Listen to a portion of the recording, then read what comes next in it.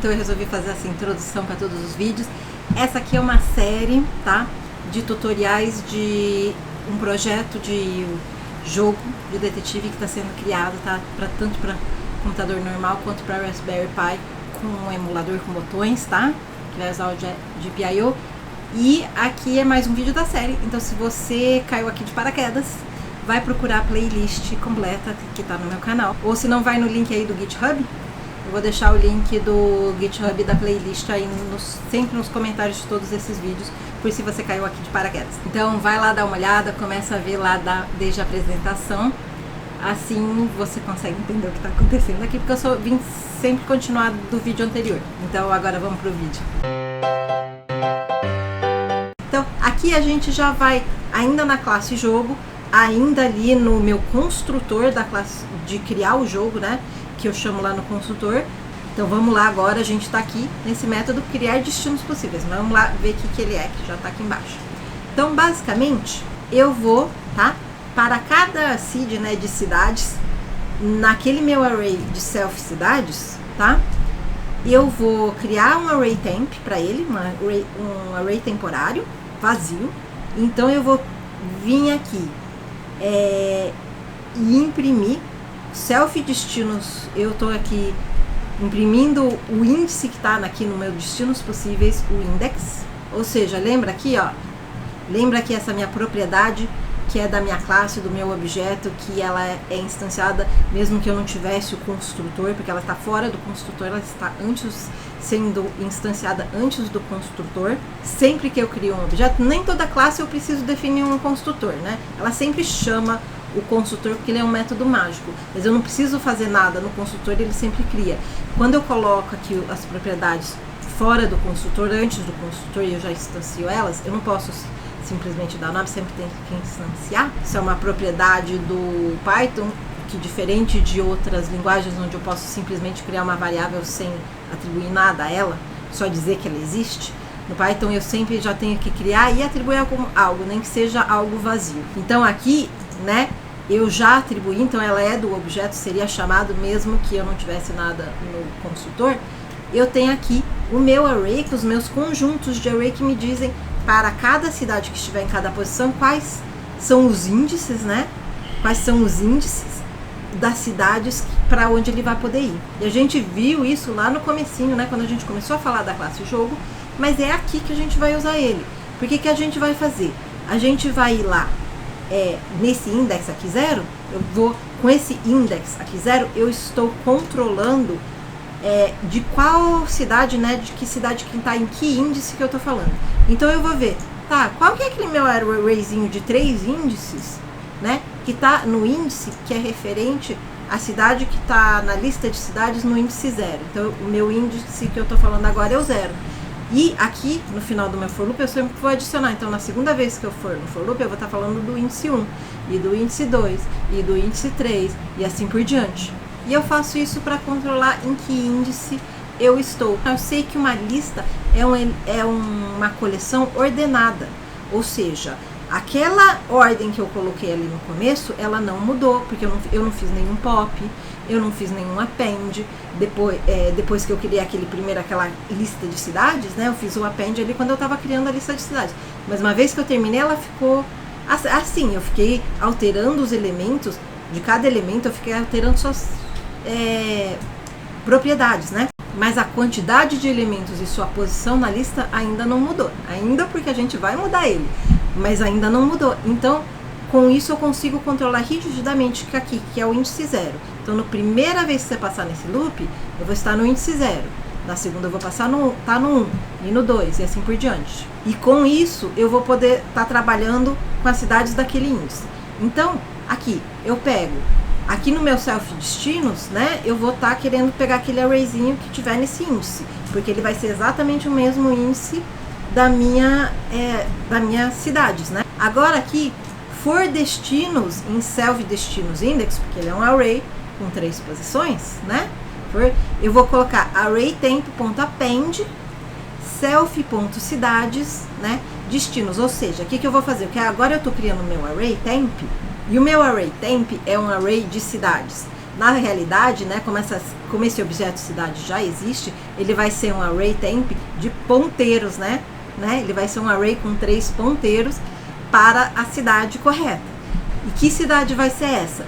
Vai ser a cidade que no meu array self cidades estiver no índice destinos, né? No índice que estiver sendo retornado aqui pelo meu self destinos. Então, voltando aqui, né, no meu array, ou seja, ele vai estar fazendo um for loop nesse arrayzinho. Da primeira vez ele vai voltar 2, da segunda 4, da terceira 7, quando ele passar para o próximo elemento 5, 2, 8 e assim por diante. E ele está criando um array com cada uma dessas cidades, tá? E uma vez que eu criei esse array temp, o que eu faço, né? No meu seed, né, que é uma cidade, eu crio a função criar cidades de destinos e eu passo esse array temp. Ou seja, eu passo para ela, eu falo, agora pega essa informação e no self cidade destinos, copia cada um desses ponteiros. E como que eu faço isso? Agora aqui na classe destinos, estou aqui no criar cidades de destinos. Ele vai receber aquele array. Se eu simplesmente copiasse o array, lembra, eu ia fazer, tá fazendo um ponteiro para aquele array, né, para aquele objeto do tipo list. Só que eu não quero isso, porque aqui, aquele meu objeto, ele é temporário e ele vai ser apagado. Então o que eu faço é, aqui eu crio, instancio pela primeira vez a minha propriedade cidades de destino, ele é um array vazio. E eu faço um for loop por esse array, e agora nesse meu array eu faço um append daquela informação, daquele elemento que está nessa minha posição aqui, nesse cidade em cidades de destinos.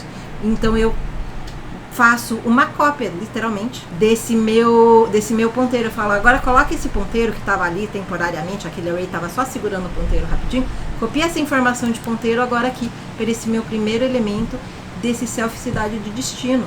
Então, dessa maneira, agora eu guardei uma referência em cada cidade, das cidades para onde eles podem viajar.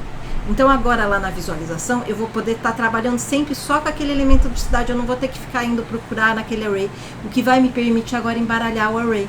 Porque agora que eu guardei todas essas referências, eu não preciso mais manter aquela estrutura rígida de ter aquela cidade inicial na posição 0 e a cidade final na posição 5, eu posso embaralhar ele e colocar em qualquer posição. Então eu chamei o criar cidade, array, temp, né? Aí eu faço um for loopzinho só para ver que eu criei, né, no seed cidade destino, que eu criei um array com 3 cidades, sempre vou ter 3 cidades, volto no for loop e para cada cidade eu vou fazer isso. Então agora se você olha lá, né, o impresso, você vê que eu mandei imprimir o índice e ele recuperou aqui, né, para cada cidade, né, Washington, Madrid, Cairo, Chicago, né, depois Londres, Bagdá, Madrid, Rio de Janeiro, e ele fez isso para cada cidade. Então uma vez que eu tenho toda essa informação montada e que eu não dependo mais da posição da cidade, eu posso vir aqui e chamar o embaralhar cidades, que faz exatamente isso, embaralhar cidades. Então tá aqui, eu vou criar um array temporário para poder ir colocando as minhas cidades, né? Vou colocar aqui elementos igual len, self cidades, ou seja, o número de elementos é igual o meu comprimento daquele meu array de cidades. E eu fiz isso, né, em vez de simplesmente colocar 9, que eu já sei que são 9, porque eu tô pensando em poder mudar, se eu quero mudar futuramente. No momento eu não quero mudar, mas vai que um dia eu queira mudar e eu não quero que sejam só 9 cidades, eu quero que sejam 25, né? Eu posso querer mais pra frente, sei lá, colocar níveis de dificuldade diferentes, e como eu resolvi colocar esse nível de dificuldade, de repente é colocando mais cidades, não sei, né?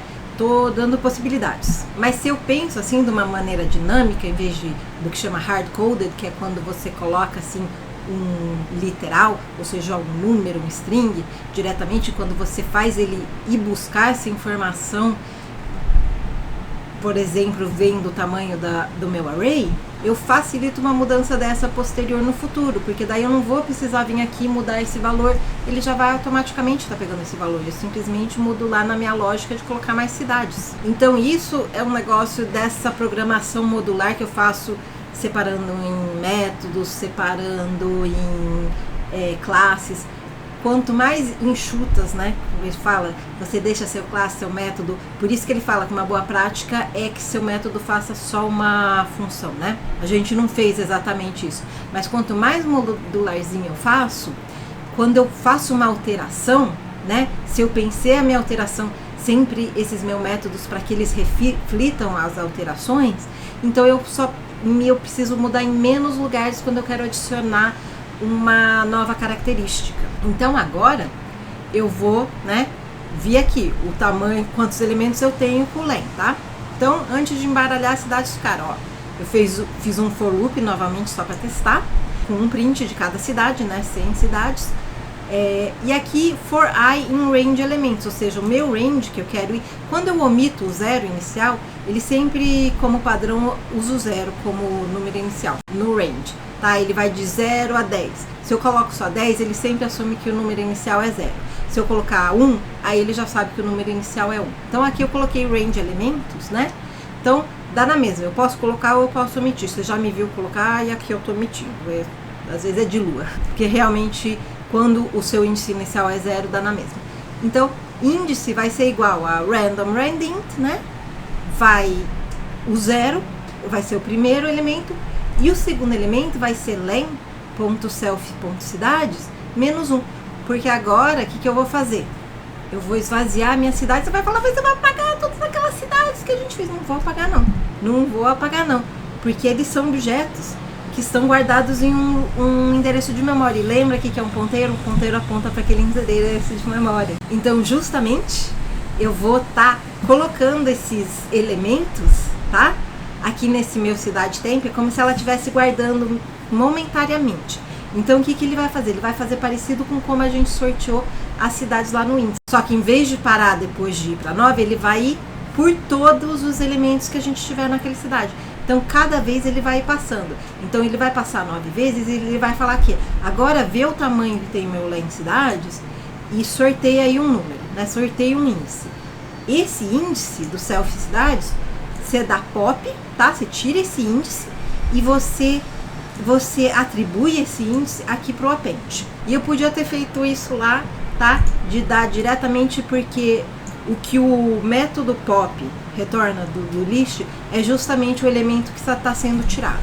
Então isso aqui funciona, eu posso fazer o pop e o índice ao mesmo tempo, que ele vai fazer o pop, ele vai retirar e vai retornar esse elemento que eu vou estar fornecendo para o append. Ali no começo eu não fiz porque eu queria que você entendesse a lógica que eu estou fazendo. Mas agora que você já me viu fazer uma vez, eu posso, em vez de fazer 2 linhas, eu posso fazer simplesmente uma linha, simplesmente já direto no append fazer o meu pop. Mas é isso que eu tô fazendo. Eu tô pegando aquele meu índice, tá? Aquele meu índice aleatório que eu criei, tô pegando o elemento que tá naquele índice, tirando da minha lista self cidade, colocando nessa minha lista cidades temp. Daí aqui eu tô dando um print para testar mesmo que minha cidade ficou vazia.